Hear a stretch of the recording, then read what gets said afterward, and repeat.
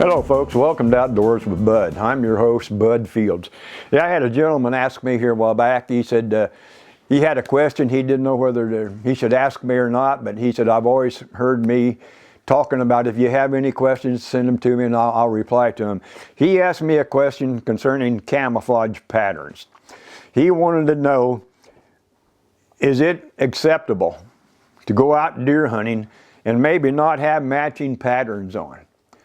In my opinion, it doesn't make any difference.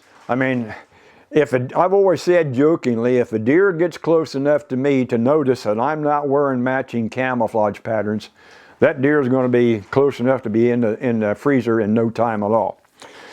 For one thing, what's the idea of camouflage anyway? Well, anymore it's a fashion statement. You see people everywhere wearing camouflage.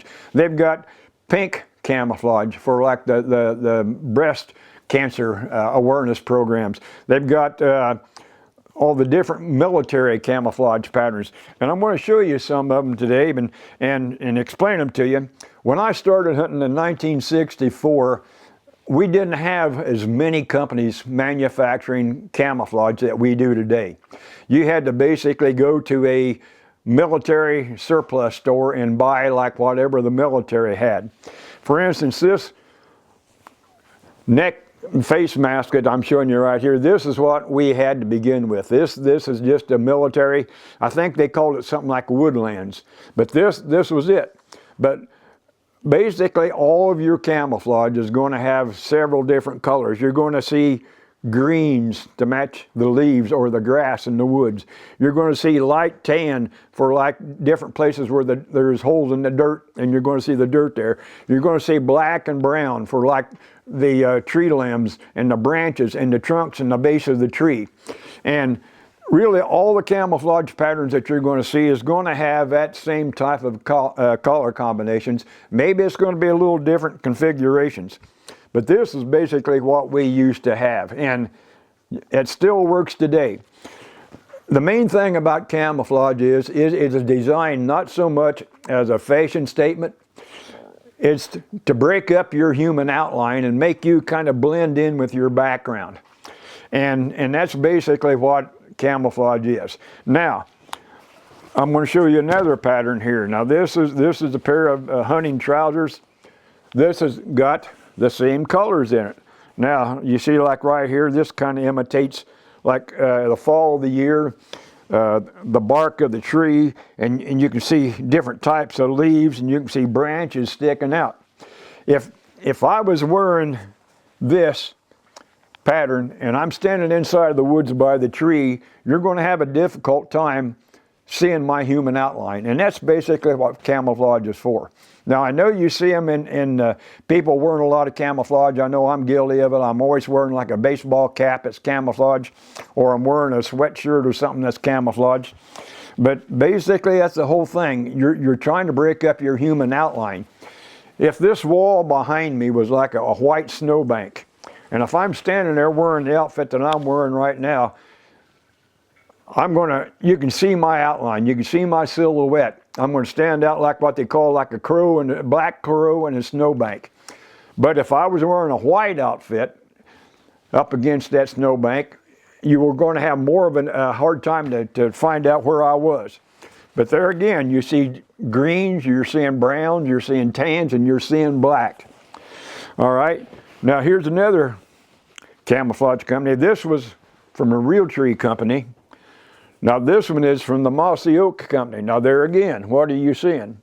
You're seeing shades of green, you're seeing shades of brown, you're seeing shades of lighter colors, but that's all to make you blend into your surroundings. You could wear this and sit in front of a tree, and unless you're moving physically like this, the deer can look right at you and maybe not see you. But there again, there's your pattern. Now, just to show you, this pattern and this pattern has got that same color combination I'm talking about, but they're different patterns. Do you think a deer is going to notice that too much? Maybe, but not as much as if this was a gray or a white or a bright yellow and this was camouflage. But no, I don't think it makes that much difference on your patterns. All right, now here's another pattern. There again, you're seeing all those colors I'm showing you. Now you can see this has almost got a 3D effect. I'll turn it around this way, maybe you can see it better. This has got the colors in there, and you can see, like, here's part of the tree coming down. You can see the branches coming down. You can see leaves over here coming down. But that's just to break up your outline, and I suppose if you wanted to word it as a fashion statement, you can. Okay, now here's another one. This I like this. This is a mossy oak, and you can wear that like up in a tree stand, or if you're just standing in front of the tree, you're going to blend in with that tree. And unless you make a movement, or if that deer smells you, there's a good possibility he's going to overlook you. Now here's another pattern. This is one of the real tree patterns, and there again, this is a 3-dimension. Now you can see they've got oak leaves in this. You've got some green like pine limbs over here. And here's a heated vest. Now this once again, this is one of the camouflage patterns that's very, very popular. But that's basically to represent the colors on a tree. Now, if I was to remember just right, I had one pattern that I fell in love with. They were out of Pennsylvania. I met them at the great sports show in Harrisburg, Pennsylvania. They had a booth up the aisle from me, and I got over there talking with them, and I told them I was a writer, and I do a lot of video work and everything. And I was looking at their pattern, and their pattern was one of the best I've ever seen. Now, they made the same pattern, but they made it in 2 colors. They had an early spring pattern. Now, most of what they used instead of the blotches, if you walk into the woods, everything live in that woods grows vertically. In other words, the trees grow straight up. Yeah, there's some that's bending over. A bush may be bent over just a little bit, but a lot of the camouflage patterns that you see, you're going to see some blockage here and some blockage here with a little bit of vertical. They use this same pattern, but for the early part of the October bow season, there was a lot of green leaves on the tree. So you had a lot of green leaves in it. You could see the bark of the tree in it, and you could see the branches and the limbs breaking out of it. Now, at a certain time of the year, those leaves starts dropping, and that's when the leaves are not as pretty as when they're in your yard. And we've spent 4 or 5 evenings now, doing the leaves in our yard. They're not as pretty on the ground. But when the leaves drop and everything, those green leaves will turn to brown.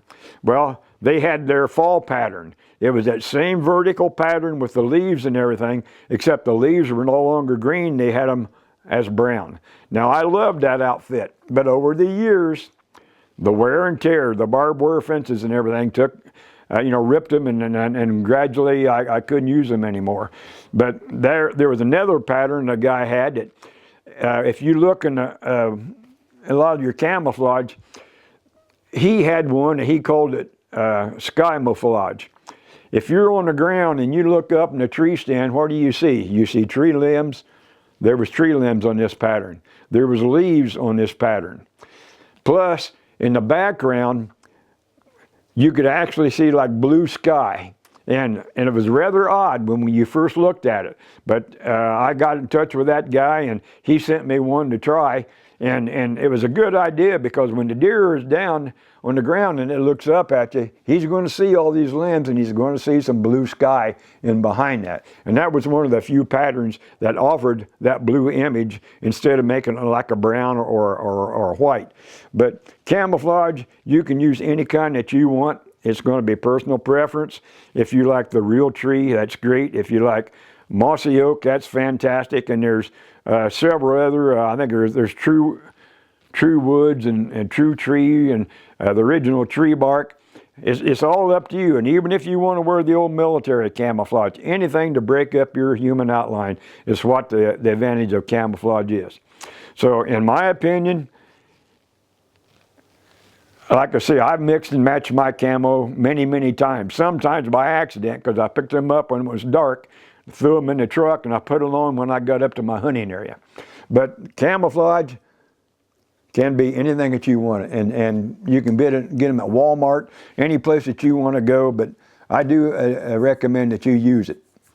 So we'll go. I want to thank you guys, and I got one more thing to add. We're going to take a short little break here, and I got to show you one thing that's not camouflage, but you got to have it during the gun season. Okay, folks, I just got done talking to you about camouflage. Now, that's basically what I wear during the archery bow seasons. Now, in Indiana, and I'm sure some of the other states, but you need to get a booklet to find out the rules and regulations for each state.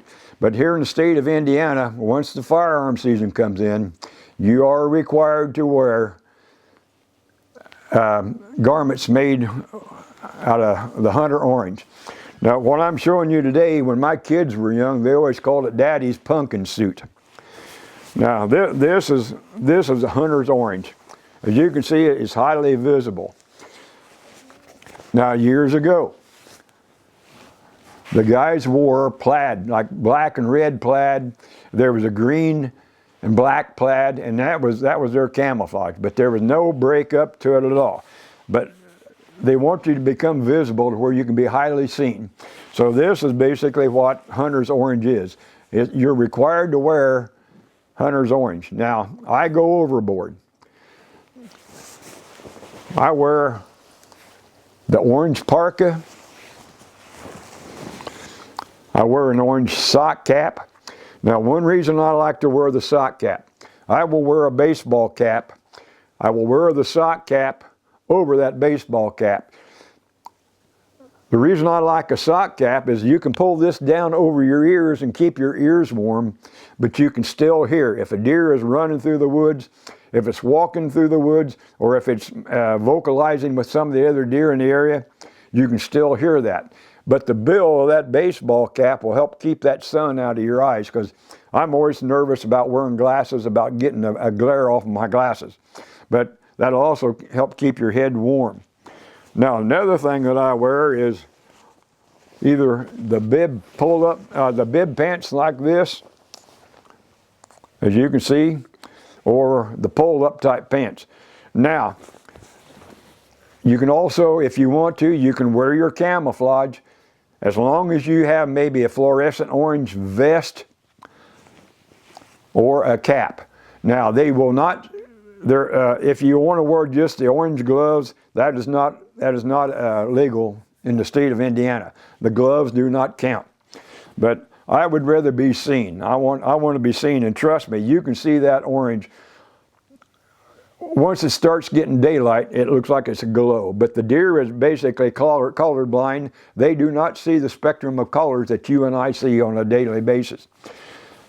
That bright orange will appear as a all faded gray.